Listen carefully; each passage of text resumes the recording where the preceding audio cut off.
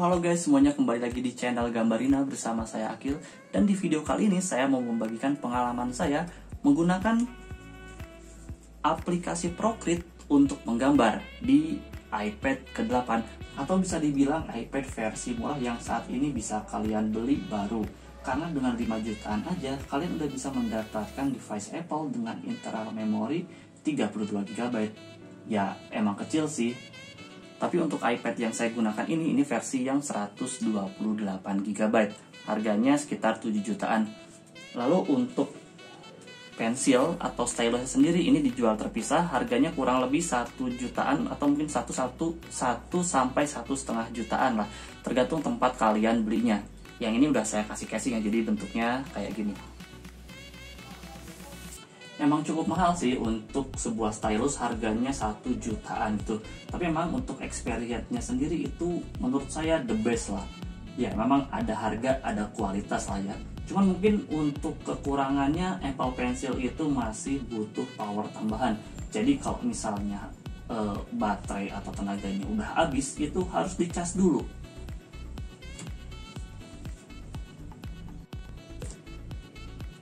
Oke, sekarang kita bahas aplikasinya, yaitu Procreate. Aplikasi menggambar yang kata sebagian orang itu the best. Harganya sekitar 160 ribuan. Atau jika kalian punya teman yang udah punya aplikasi ini, bisa mengajukan untuk join Apple Family. Jadinya kalian bisa menggunakan software ini secara gratis, seperti yang saya gunakan. Procreate ini hanya tersedia di App Store Apple. Jadi untuk yang bertanya, "Bang, kok di Play Store nggak ada?" Ya, ini emang salah satu aplikasi eksklusifnya Apple, jadi kalian nggak akan menemukannya di Android. Nah, sekarang kita masuk ke tampilan awal dari Procreate-nya itu sendiri. Awalnya kayak gini, ini galeri dari gambar-gambar yang udah kita bikin sebelumnya, yang ini contoh sih dari sananya ya. Terus ini juga kita bisa, ini kalau misalnya kita mau bikin file baru, ini resolusinya udah tersedia di sini. Kalau misalnya kita mau custom juga di sini ada tombolnya. Dan yang saya suka itu ketika kita masukin resolusi ukurannya berapa kali berapa, di sini dia udah bisa ngasih tahu berapa jumlah maksimum layernya gitu ya. Jadi kalau misalnya ini, misalnya ukurannya saya ganti menjadi 6000 misal, nah ini maksimum layernya otomatis langsung berkurang. Begitu pula kalau misalnya ukuran layernya kita perkecil, otomatis maksimum layer yang bisa dia handle itu juga bertambah gitu ya. Terus di sini ada color profile, ini ada time lapse setting. Ini juga menurut saya salah satu fitur yang bagus banget sih. Jadi kalau misalnya kita mau bikin video speed painting kayak gitu, nah ini kita bisa atur kualitasnya, mau low, mau good, studio, atau ini lossless, ini kualitas yang paling bagus ya. Lalu ini ada canvas propertiesnya, mau backgroundnya warna apa, kalau enggak juga bisa. Ya kalau udah kita langsung create aja.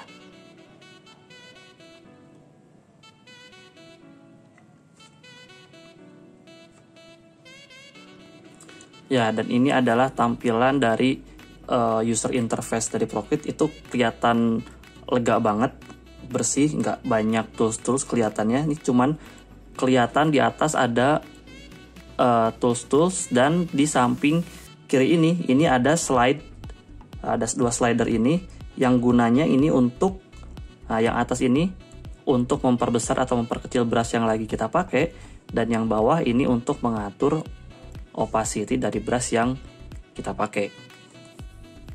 Oke, sekarang kita bahas tools atau toolbar yang ada di atas ini.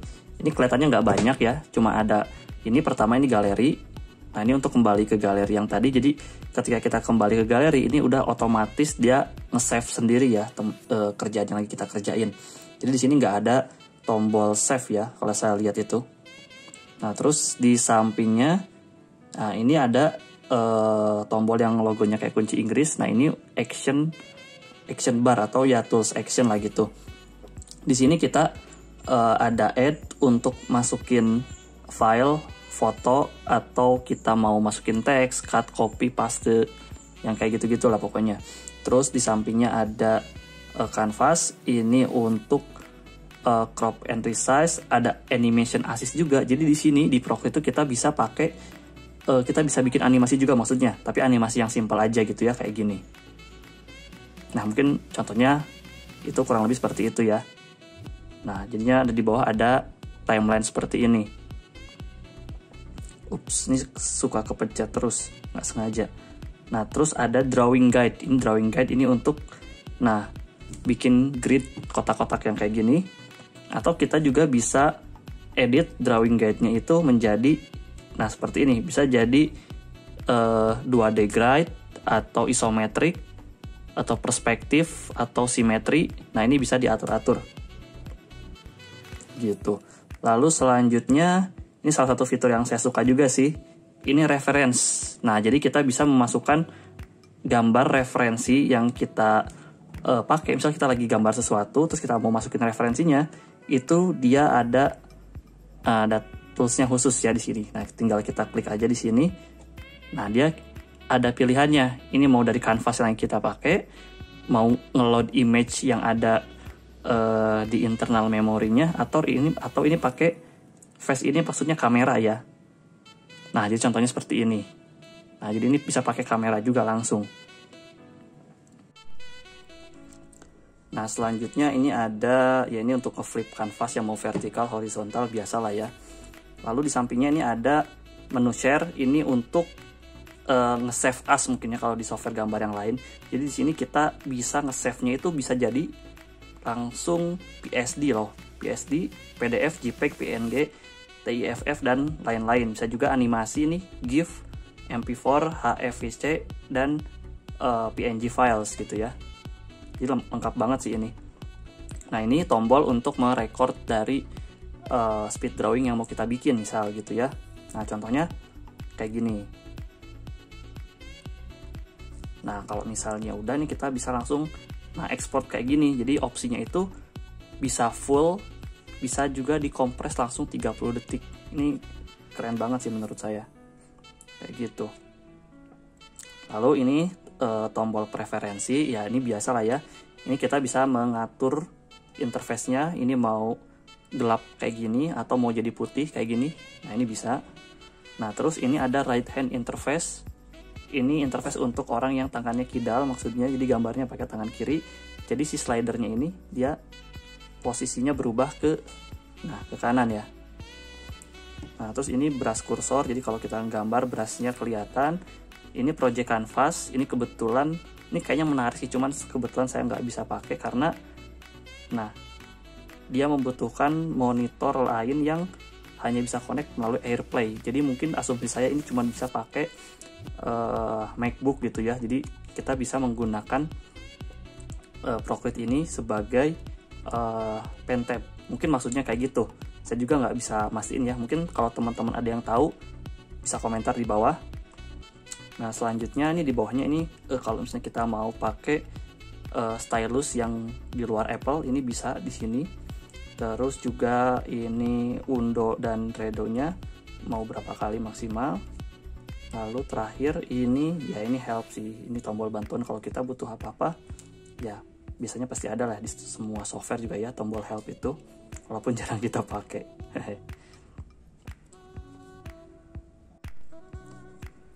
Selanjutnya ini di sampingnya ini ada tombol seleksi, ya seleksi dan dan transform. Nah, ini yang tombolnya kayak kursor ini untuk transformnya. Terus yang saya suka lagi dari software atau aplikasi Procreate ini dia, nah brushnya itu dia sudah dikategorikan per per kebutuhan mungkin ya. Misalnya kalau kita pengen nge-sketch, ini kita udah disediain nih. Ini brush-brush yang biasanya dipakai untuk sketsa. Lalu untuk inking, drawing, painting, dan lain-lain. Sampai untuk efek-efek pun udah ada gitu. Ini udah cukup lengkap sih. Dan kalau misalnya daftar brush yang ada di sini teman-teman masih merasa kurang, teman-teman bisa mengimportnya sendiri. Ini ada tombol plus di atas. Lalu ada tombol import brushnya sendiri, teman-teman bisa bikin. Di sini ada pengaturannya. Atau kalaupun mau download juga itu banyak yang gratisan, tinggal di searching aja. Kalau misalnya udah, nah ini kan kebetulan nggak ada. Nanti kalau ada file brushnya ini dia bisa langsung ngedetect di sini gitu, dan otomatis langsung per kategori kayak gini. Ups. Oh ya, tadi mungkin ada satu yang ketinggalan. Ini tombol yang kelihatannya kayak tongkat sihir ini adalah tombol untuk adjustment ya. Jadi kalau misalnya ya mungkin ini di semua juga ada sih ya, semua software gambar seperti hue, saturation, color, curve dan lain-lain. Ini juga ada gitu. Lalu ini di samping brush itu ada tombol untuk smudge. Nah, sampingnya ini penghapus yang juga bisa diatur bentuk atau ukurannya seperti brush yang tadi ya. Gitu. Terus di sampingnya ini layer. Ini layernya kelihatannya simpel banget, tapi ini menyimpan banyak fitur ya. Kalau setelah saya pakai awalnya nih bingung banget, kok simpel banget gitu. Nah ternyata kalau misalnya kita mau ngebuka fiturnya itu yang pertama kita double tap. Nah ini ada rename, select, copy, clear, alpha lock, masking dan lain-lain. Lalu kalau misalnya kita mau ngubah sifat dari layernya itu, nah ini ada huruf N. Nah ini kita tap juga. Nah langsung keluar semuanya. Nah N itu maksudnya normal ya di sini. Nah kalau misalnya mau kita ganti, nah ini tinggal kita pilih aja di sini. Gitu. Lalu di atasnya nih kalau misalnya mau setting opacity itu ada di sini. Nah di sampingnya ini untuk ya color picker-nya.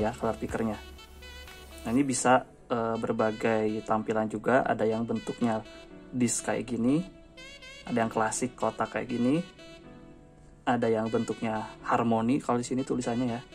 Terus berdasarkan value. Lalu yang terakhir ini palette. Ini yang menurut saya sangat menarik sih. Jadi kita bisa ngambil palette atau warna dari gambar yang kita punya gitu. Nah misal saya pencet tombol plus ini.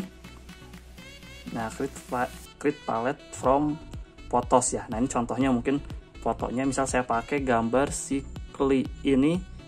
Saya coba. Nah dia langsung palet warnanya itu dia langsung otomatis mendetek dan masuk ke sini. Jadi kalau misalnya kita mau menggunakan suatu gambar untuk referensinya, nanti tinggal diambil aja paletnya dengan cara seperti tadi, kayak gitu. Lalu untuk feel menggambarnya sendiri itu menurut saya sangat nyaman. Hanya saja mungkin untuk minusnya itu jika teman-teman berencana menggunakan Apple Pencil itu wajib menggunakan casing. Karena jika tidak, permukaan dari Apple Pencilnya ini tuh sangat licin banget ya. Nah sedangkan untuk performa dari iPad-nya sendiri itu saya nggak ada komplain. Itu mulus banget, nyaman, responsif, dan baterainya juga sangat awet. Untuk dipakai menggambar seharian mah pasti kuat lah ya, nggak perlu khawatir. Cuman mungkin kalau misalnya saya boleh komplain itu di layarnya, yang teknologinya itu belum yang namanya laminated. Jadi terkesan ada kopong atau gap antara ujung pen dan layar touch yang sebenarnya. Tapi semua itu juga sebenarnya akan terbiasa seiring berjalannya waktu. Apalagi jika teman-teman sebelumnya belum pernah menggunakan seri iPad, maksudnya seri iPad Air atau iPad Pro yang memang layarnya sudah laminated gitu ya.